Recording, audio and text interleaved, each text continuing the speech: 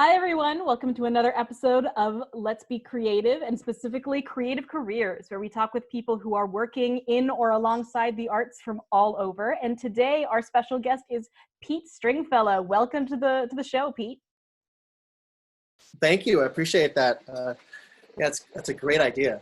This Yeah. never existed when I was little, so it's pretty cool. Yeah, absolutely. Yeah, no, I'm super excited to talk to you. So tell us a little bit about what it is that you do, maybe what that looks like for you specifically, but what is your work?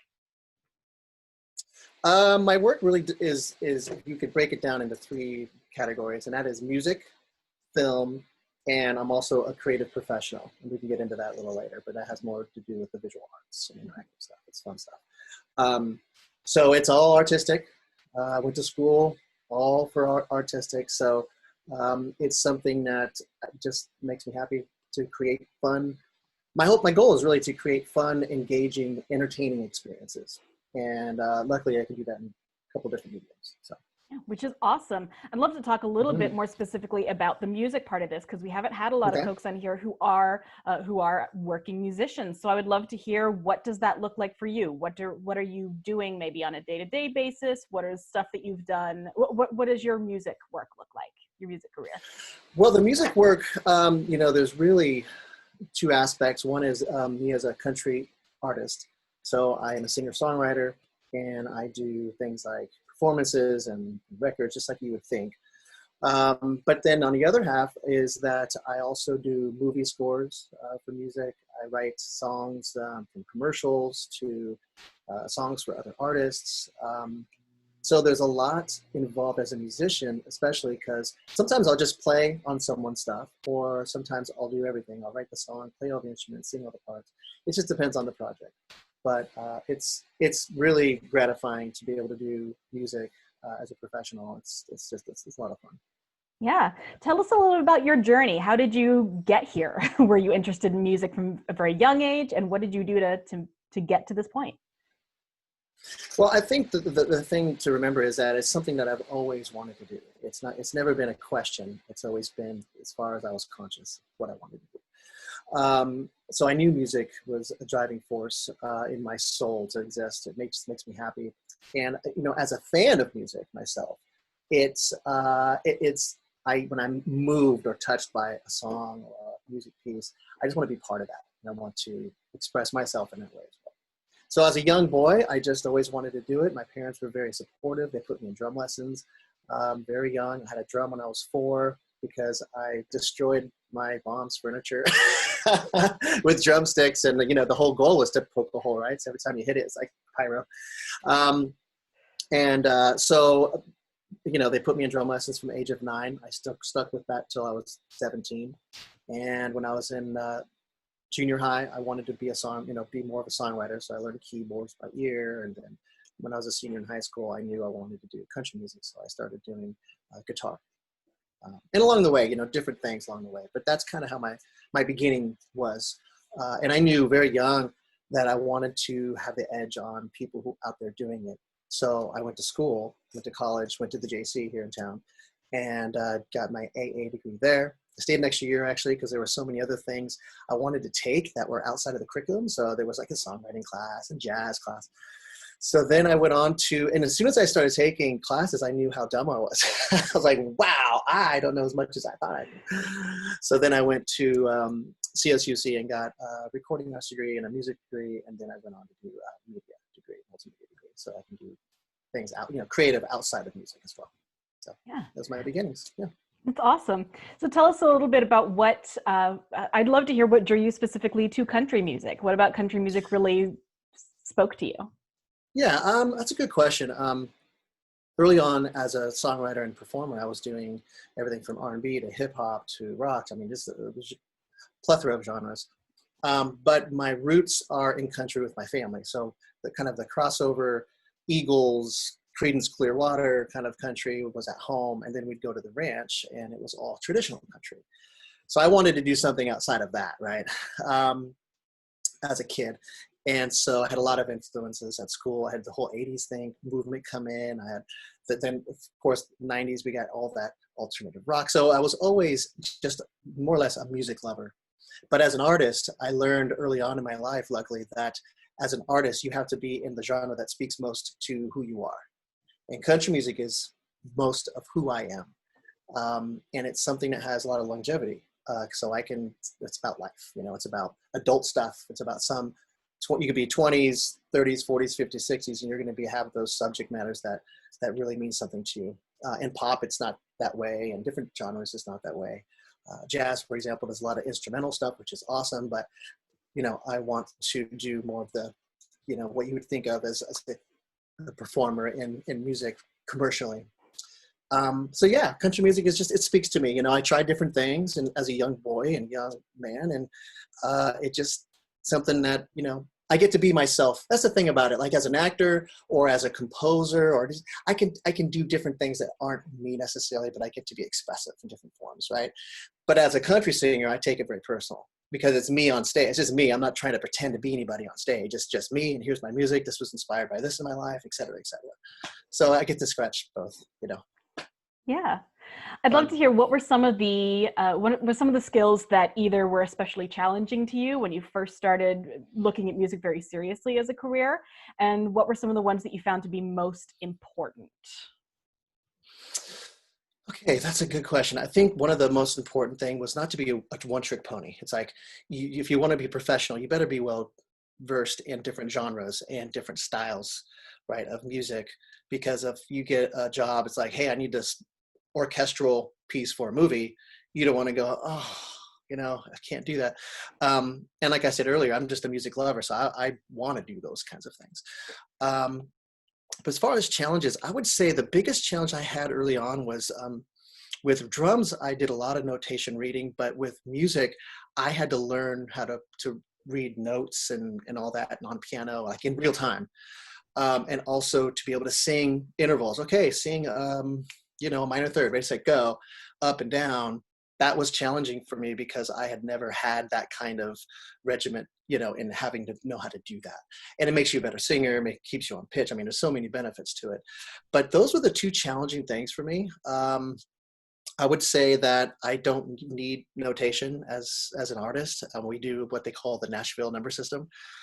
So as soon as I was done, I was like I went to Nashville. I was like, yeah, I got this, and then I was confident in my charts. I give them to the band. I'm like proud, and they're literally scribbling everything out. It was another one of I had the awakening going into school going, oh my God, I'm dumb. And then I had another one, got my butt kicked again when I went to Nashville because they have a whole other way of doing charts. And I mean, I knew it because I knew theory. I'm like, oh, okay, you're doing it this way. And okay, I understood their system fast.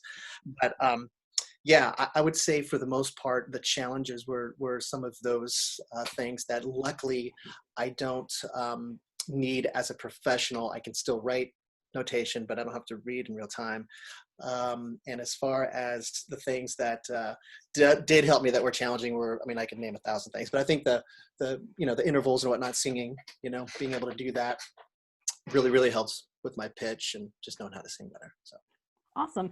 I'd love to touch on real quickly the other creative projects that you're involved in, because I find more and more that, somebody who is an artist in one area is likely to be an artist in a couple others. We take it all in. We love all of it. And right.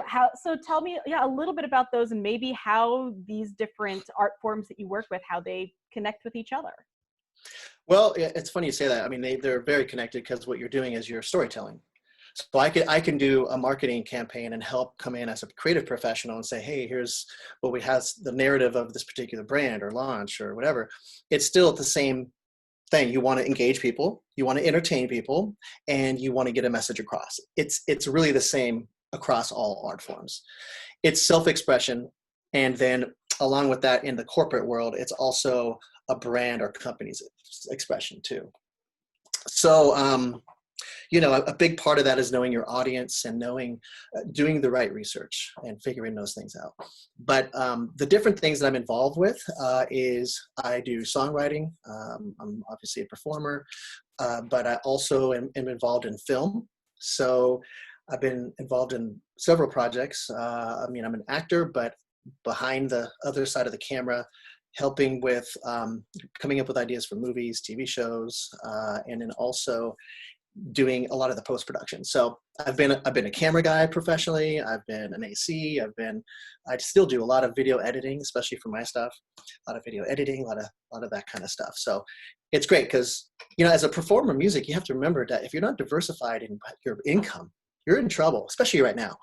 We make money on events, as you know, LBC.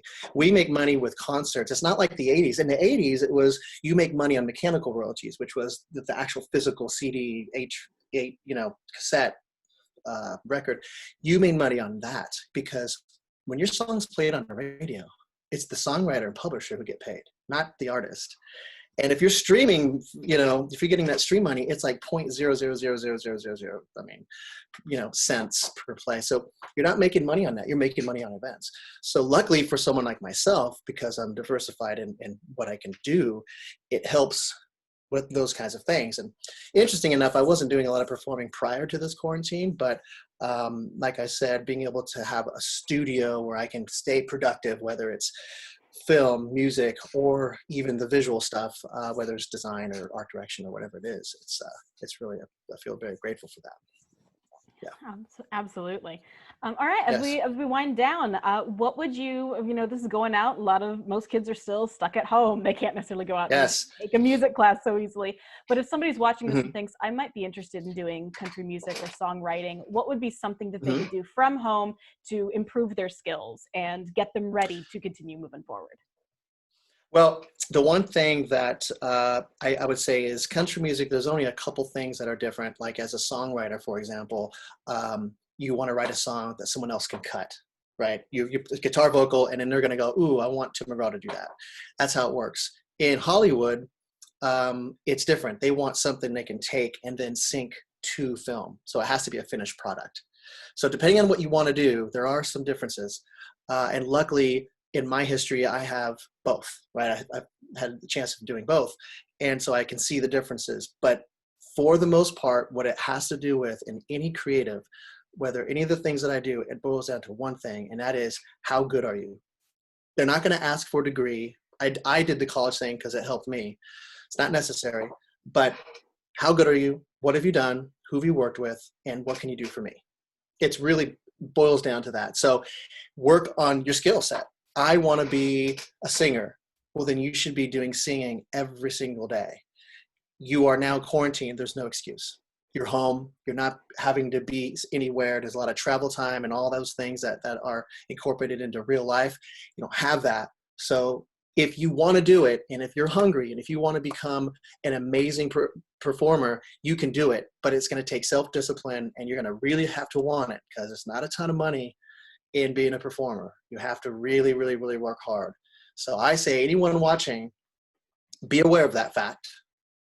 Have that can be your side hustle for a while so that you can make a living and do what you want to do. I always recommend doing something that parallels your career. You know, maybe it's working in a recording studio, something like that. But I would say by and large, people who are interested in doing any kind of artistic, creative career, get as like amazing as you possibly can with what you want to do.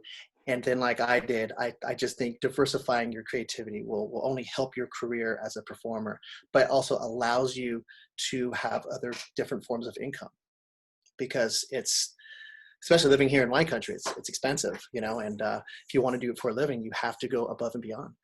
YouTube videos are great. I recommend people doing that. There's a lot of people doing lessons. There's one of the best guitar players in the world, Brent Mason, someone who I use in the studio. He's doing lessons now.